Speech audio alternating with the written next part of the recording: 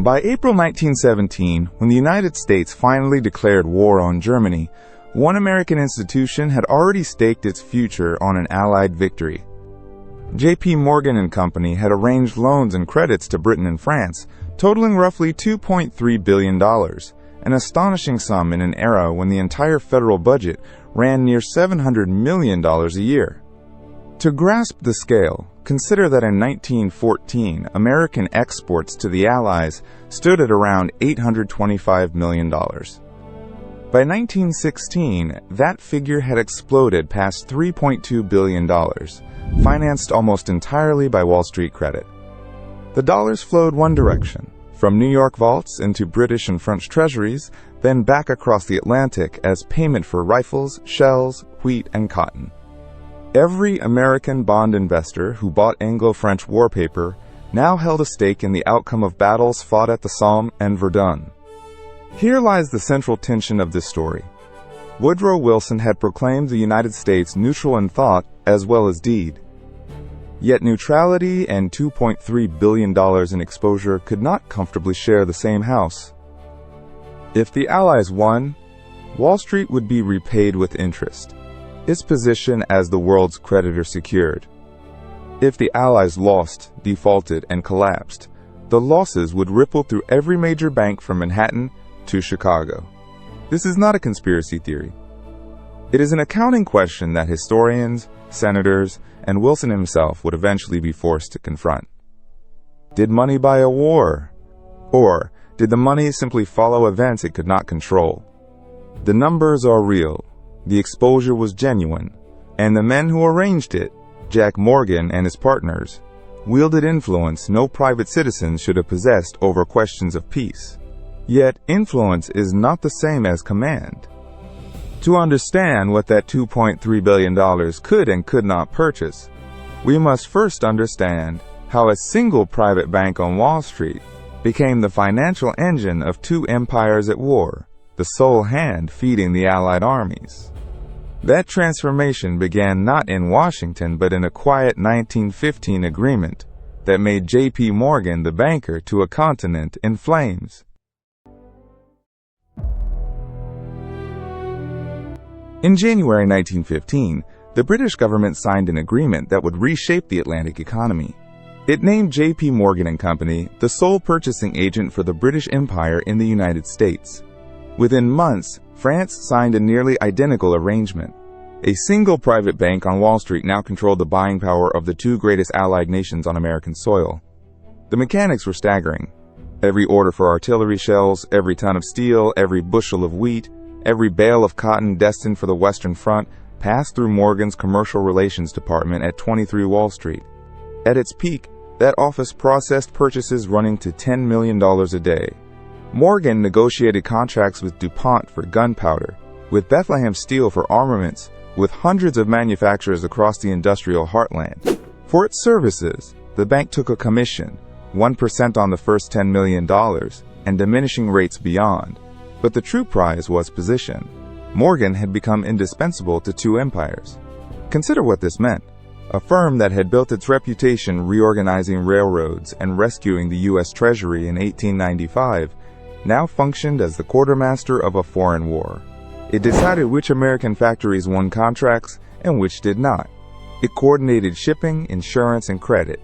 And crucially, when British cash reserves ran low, Morgan organized the loans that kept the orders flowing, most famously the $500 million Anglo-French loan of October 1915, the largest foreign bond issue in American history to that point. The bank's partners, led by Jack Morgan and Henry Davison, were not neutral men. They were unabashedly pro-Allied, convinced that a German victory threatened civilization, and, not incidentally, their balance sheet. The financial artery of the Allied war effort ran through the offices of American citizens who profited from and believed in the cause they funded. But this raised an uncomfortable question that would haunt Washington. How could a nation claim neutrality while its most powerful bank served as banker, buyer, and financier to one side alone? The gap between Wilson's words and Wall Street's ledgers was about to become impossible to ignore.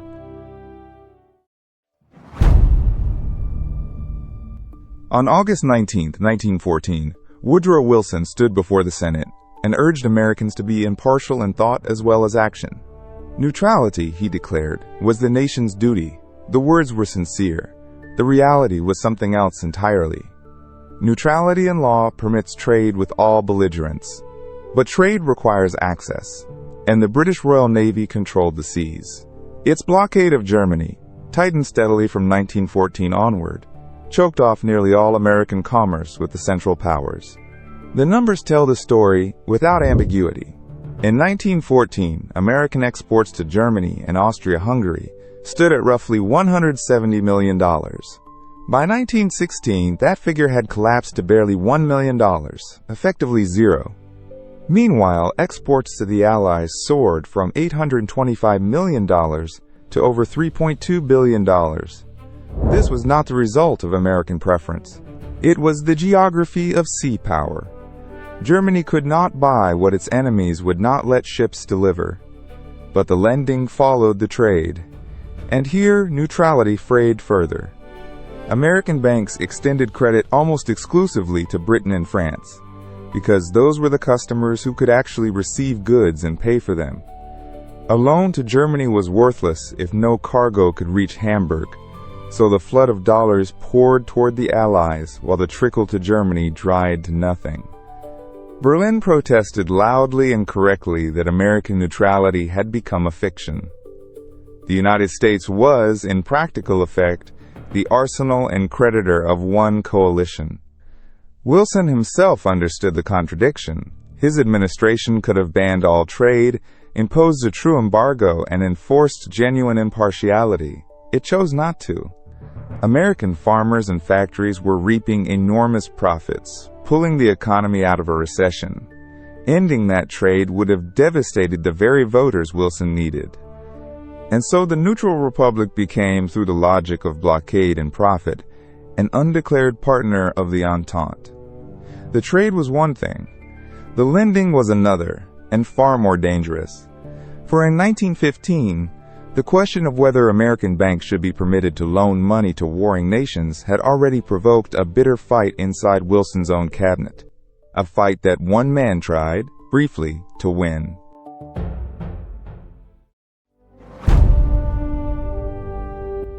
The man was William Jennings Bryan, Wilson's Secretary of State, a thundering populist who distrusted Wall Street to his core. On August 15, 1914, weeks into the war, Bryan issued a stark ruling. Loans by American bankers to any belligerent nation, he declared, were inconsistent with the true spirit of neutrality. Money, he argued, was the worst of all contraband, because it commanded everything else. His logic was sound. A nation that lent to one side developed a financial interest in that side's victory, and interest bred bias. Bryan understood the trap before it closed, but the ban carried no force of law. It was a policy statement, a moral position, and moral positions crumble against economic necessity.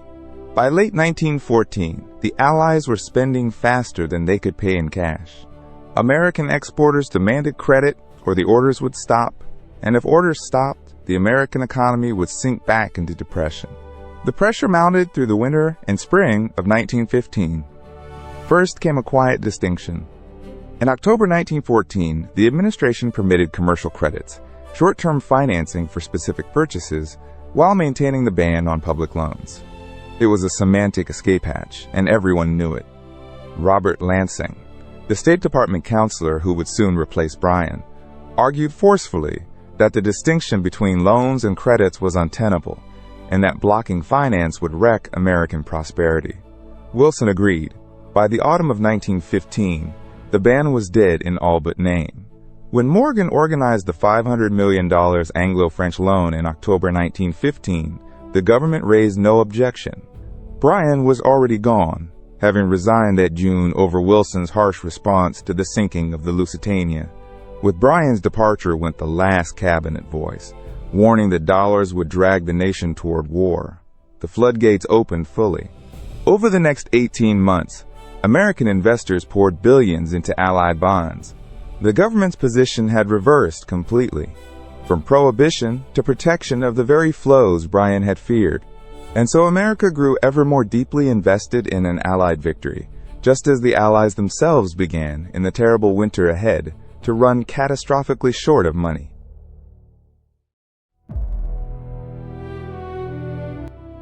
By the winter of 1916 to 1917, the arithmetic of the Allied war effort had turned grim. Britain was spending money in the United States at a rate approaching $75 million a week, and its reserves of gold and marketable securities were nearly exhausted. The nation that had entered the war as the world's greatest creditor now stood, after 2.5 years of industrial slaughter, on the edge of financial collapse. The problem was simple and terrifying. Britain financed the entire Allied purchasing operation, buying not only for itself, but advancing funds to France, Russia, and Italy. All of it ran through Morgan. And Morgan's ability to keep lending depended on selling Allied bonds to American investors and banks. By late 1916, that market was straining. The bank had begun issuing unsecured British Treasury bills, short-term paper, to bridge the gap, and the volume was becoming alarming. Then came the blow. On November 27, 1916, the Federal Reserve Board issued a warning. It advised American banks to exercise caution before investing in short-term foreign treasury bills, singling out precisely the unsecured British paper Morgan was distributing. The statement, reportedly encouraged by Wilson himself, landed like a hammer. The market for British bills froze overnight. The price of existing Allied securities dropped, and the flow of fresh credit seized up almost instantly. For London, the warning was catastrophic. British officials calculated they had perhaps weeks, not months, before they could no longer pay for the American supplies their armies depended on. Without those shells and that wheat, the Western Front could not be held. The greatest empire on earth was facing bankruptcy at the hands of the American Central Bank. Here, in the cold ledgers of early 1917, the financial theory of the war finds its sharpest moment. If dollars pulled America into the conflict, this was the crisis that supposedly demanded rescue. Wall Street's $2.3 billion hung in the balance, threatened by an Allied cash collapse that a German victory would render total. Yet, in the very weeks this crisis peaked, events on the ocean and in a decoded telegram were about to seize the story, and Germany itself would hand Wilson his reasons for war.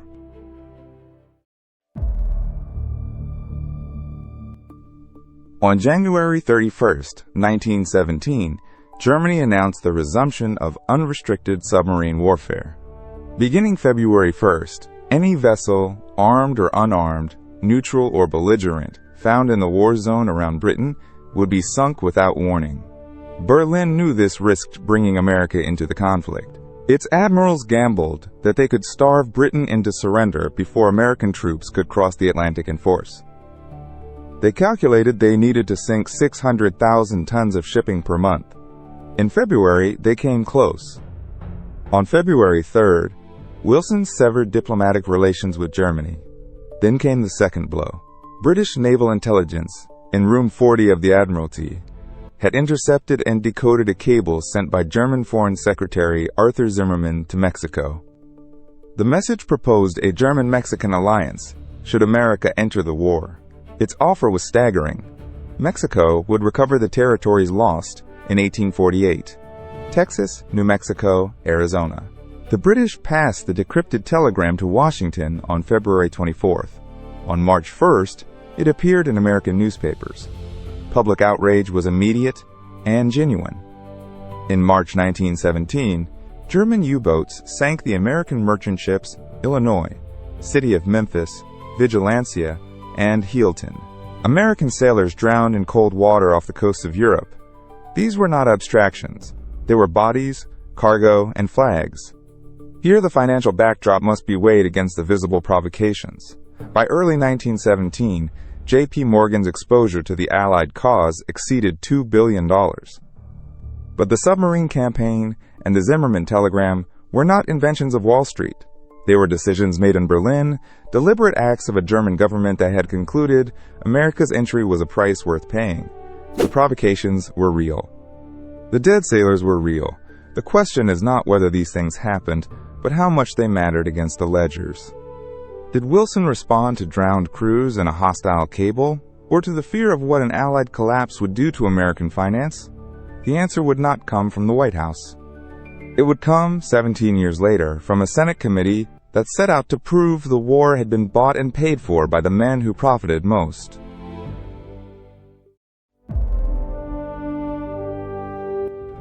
In 1934, America was in the depths of the Great Depression and gripped by a bitter conviction that the last war had been a swindle. That April, the Senate created a special committee investigating the munitions industry. Its chairman was Gerald Nye, a Republican progressive from North Dakota, 41 years old and fiercely suspicious of Eastern money. The Nye Committee would sit for 2 years, hold 93 hearings, and examine more than 200 witnesses.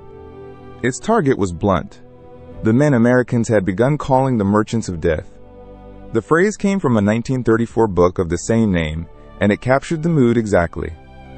The committee subpoenaed the records of DuPont, of Bethlehem Steel, of the shipbuilders and the arms makers, and it summoned the partners of J.P. Morgan & Co. On the stand, Morgan partners were forced to detail the mechanics of Allied finance, the purchasing agreements, the commissions, the $2 billion in credit extended before American entry. The committee pressed hard on a single logic: that a firm this exposed could not have remained neutral about the war's outcome.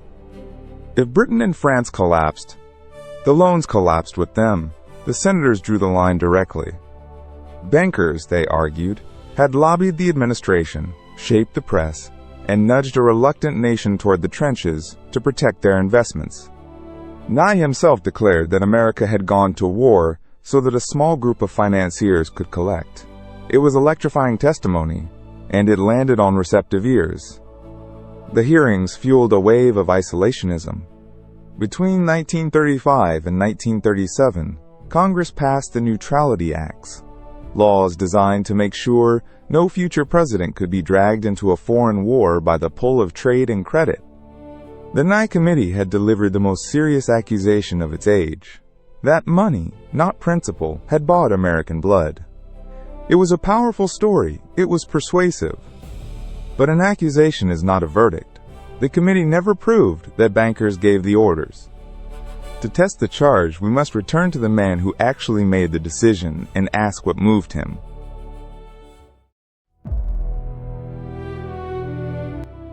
The causation claim rests on a simple chain. Banks lent, banks lobbied, Wilson complied. Each link deserves examination. Start with Wilson himself.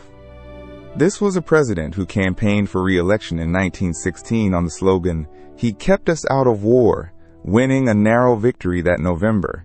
This was a man who, in January 1917, called for peace without victory, hardly the language of a leader eager to rescue Allied creditors. Wilson distrusted the financial power of New York. He had built his domestic reputation attacking what he called the money trust. The idea that he took his marching orders from J.P. Morgan does not fit the man. Consider the timing.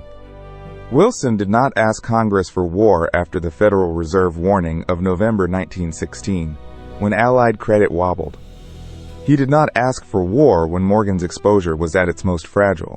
He asked for war on April 2, 1917, weeks after the submarine campaign resumed, after 4 American ships were sunk in March, after the Zimmermann telegram was published.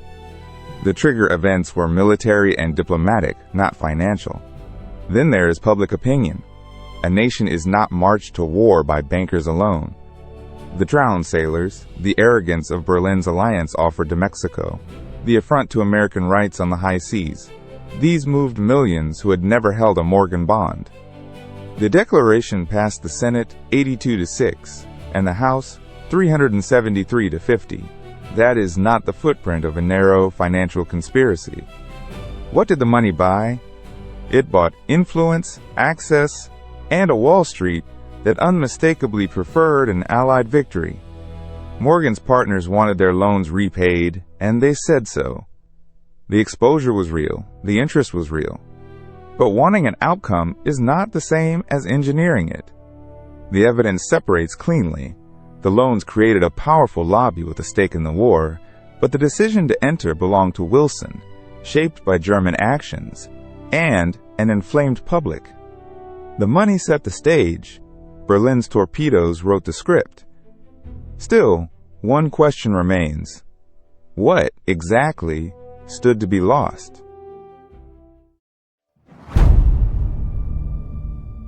Imagine the counterfactual. It is 1917, and the Allies lose. Perhaps the submarine campaign starves Britain into an armistice. Perhaps the French line breaks after the mutinies of that spring. Whatever the mechanism, Berlin dictates the peace. What happens to Wall Street? The arithmetic is brutal. By April 1917, American investors held more than $2 billion in Allied obligations. The bulk arranged through J.P. Morgan & Co. A defeated Britain and a defeated France would have faced ruinous reparations to Germany. Their capacity to repay American creditors would have evaporated. Default was not a risk, it was a near certainty. Morgan itself had underwritten hundreds of millions in Anglo-French bonds sold to the American public. Those bonds would have collapsed. The commissions, the purchasing fees, the entire architecture of Allied finance would have turned to ash. The exposure was concentrated, and it was enormous. For the House of Morgan, an Allied defeat threatened not merely lost profit, but institutional catastrophe. Here, at last, the Merchants of Death thesis finds its strongest ground. The motive was real. The loss was calculable. No honest account can deny that Wall Street had staked a fortune on the outcome and had every reason to want the Allies to win. But motive is not action, and want is not power. The men who fired the torpedoes wore German uniforms, not Morgan pinstripes. The cable offering Texas to Mexico was written in Berlin. The vote for war was cast by 455 members of Congress, answering to farmers and shopkeepers, not bondholders. The loans followed the trade. The trade followed the war that had already begun in 1914, before a single American dollar crossed the ocean. Morgan did not create the conflict. It financed a side in a conflict Europe had made on its own. The bank's fortune rode on the war's result, but the bank did not summon the war to protect its fortune. The sequence is the verdict. First came the guns of August. Then came the credit. Then came the torpedoes and the telegram. And only then came America. The money followed war, not the reverse.